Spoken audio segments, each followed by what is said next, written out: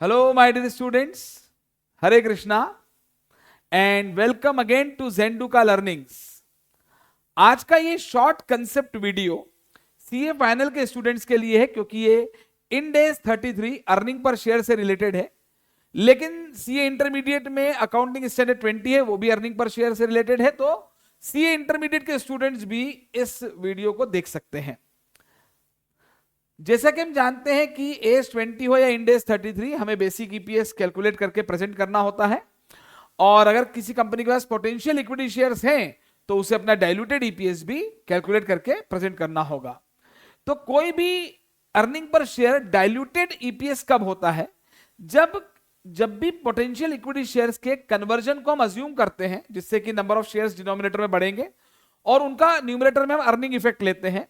तो जब भी पोटेंशियल इक्विटी शेयर्स का कन्वर्जन अज्यूम करने के बाद जो बेसिक ईपीएस कैलकुलेट हुआ था वो कम हो जाए, मतलब there is decrease in EPS या अर्निंग पर शेयर का कम हो जाना या लॉस पर शेयर का बढ़ जाना, तो हम कहेंगे कि भाई ये जो ईपीएस अब आ रहा है ये डाइल्यूटेड ईपीएस है, और इसका मतलब जो पोटेंशियल इक्विटी शेयर्स थे वो डाइल्यूटिव पोटेंशियल इक्विटी शेयर्स थे, ये पता है आपको।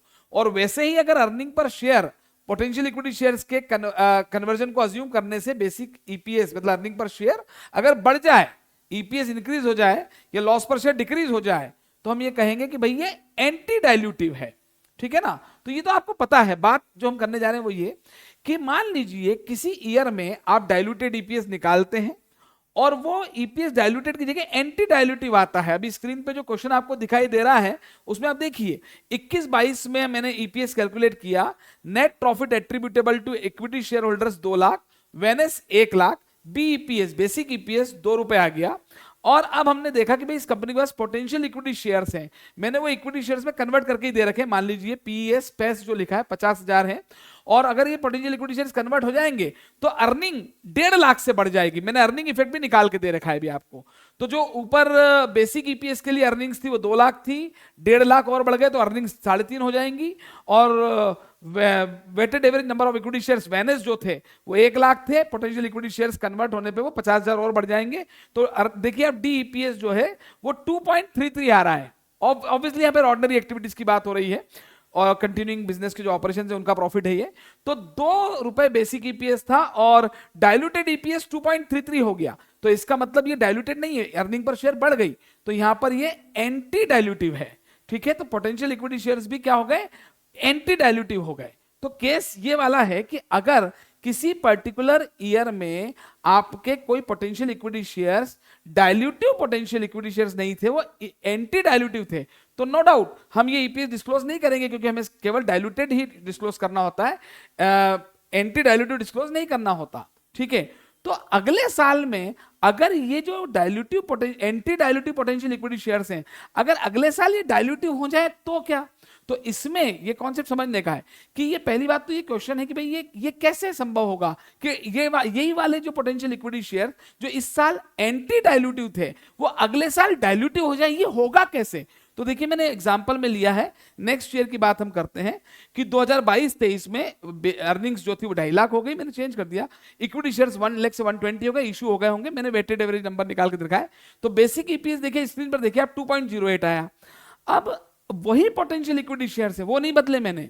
ठीक है, मान लीजिए कन्वर्टिबल डिबेंचर थे, कन्वर्टिबल प्रेफरेंस शेयर्स थे, उनका अर्निंग इफेक्ट देखिए मैंने 1.5 लाख ही रखा, लेकिन वो पोटेंशियल इक्विटी शेयर्स 50,000 की जगह मैंने 90,000 ले लिए। तो ये कोई नए पोटेंशियल इक्विटी शेयर्स नहीं है, ये वही पोटेंशियल इक्विटी शेयर्स है जो पिछले साल 50,000 थे, इस साल 90,000 हो गए। तो आप बोलेंगे सर ये हो कैसे गए?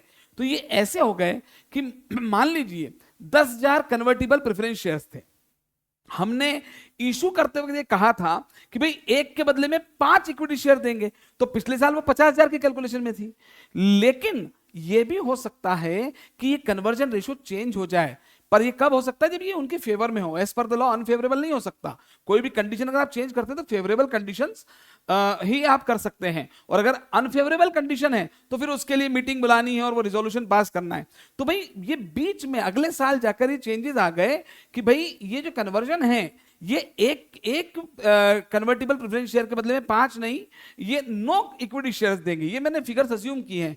तो 10,000 equity shares convertible preference shares के बदले में 90,000 इक्विटी शेयर हो जाएंगे। तो ये अलग नहीं है, भाई ये भी हो सकता था कि पिछले साल पोटेंशियल इक्विटी शेयर्स जो थे उसके अलावा नए 40,000 कोई कन्वर्टिबल डिबेंचर या कन्वर्टिबल ऑप्शंस आ गए, ऐसा नहीं हुआ। जो पोटेंशियल इक्विटी शेयर्स पिछले साल थे वही पोटेंशियल इक्विटी शेयर्स इस साल 90,000 हो गए। तो ये कैसे हुआ? क्योंकि वो कन्वर्जन रेशियो बदल गया, पहले 1 के बदले में 5 थे, अब 1 के बदले में 9 हो गया, तो 10,000 से 50,000, 10,000 के 90,000 हो गए। तो अब आप देखिए क्या हुआ, अगले साल ये 1.90 आ रहा है, क्योंकि 2.5 लाख की अर्निंग थी, 1.5 लाख की अर्निंग और हुई तो 4 लाख हो गई, और 1,20,000 इक्विटी शेयर्स थे, और अब वो 2,90,000 और बढ़ गए तो 2,10,000 हो गए। तो अब इस साल वही पोटेंशियल इक्विटी शेयर्स, देखिए वही पोटेंशियल इक्विटी शेयर्स हैं, लेकिन वो डाइल्यूटिव हैं।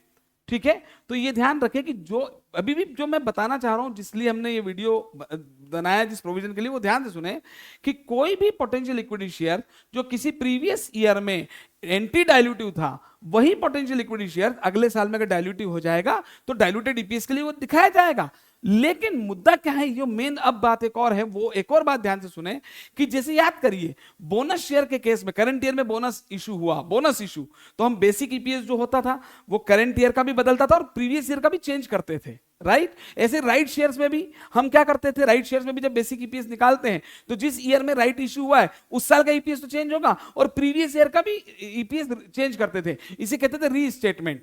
तो कॉन्सेप्ट ये है कि क्या यहां पर रीस्टेटमेंट होगा, तो यहां पर रीस्टेटमेंट होगा, बिल्कुल यहां पर रीस्टेटमेंट नहीं होगा, क्योंकि एज पर AS20 बोल रहे इंड एस 33 कोई भी पोटेंशियल इक्विटी शेयर जो पिछले प्रीवियस ईयर में एंटी डाइल्यूटिव था और करंट ईयर में डाइल्यूटिव हो गया, तो करंट ईयर में वो डाइल्यूटेड ईपीएस में आएगा, बिल्कुल आएगा, उससे डाइल्यूटेड ईपीएस कैलकुलेट होगा, लेकिन वो जो प्रीवियस ईयर का ईपीएस है वो चेंज, रीस्टेटमेंट उसका नहीं होगा। मतलब जो पिछले साल की अर्निंग थी वो देखिए कितनी है, इस साल 4 लाख है, 2,10,000 के शेयर है, 1.90 ये डाइल्यूटेड ईपीएस आ गया। तो पिछले साल की बात क्यों रही, क्योंकि कंपैरेटिव फिगर्स आते हैं ना, तो जो 20 to 23 वाला ईयर है उसमें 21-22 का ईपीएस वही शो होगा जो पहले आ चुका है 2.33, वो रीस्टेट नहीं होगा।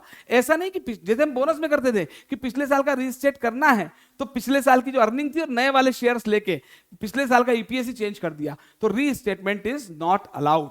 यहां पर बोनस शेयर में रीस्टेटमेंट अलाउड है, ठीक है, राइट शेयर्स में रीस्टेटमेंट होता है और भी होता है, और लेकिन अगर कोई भी पोटेंशियल इक्विटी शेयर जो पिछले प्रीवियस ईयर में एंटी डाइल्यूटिव था वो करंट ईयर में अगर डाइल्यूटिव हो गया है तो वो डाइल्यूटेड ईपीएस में आएगा। और इसमें क्वेश्चन अगर पूछा जाए, एग्जाम में एमसीक्यूज भी आते हैं, तो क्या रीस्टेटमेंट होगा? नहीं, restatement is not allowed in this case. ठीक है, ओके, टाटा, बाय बाय।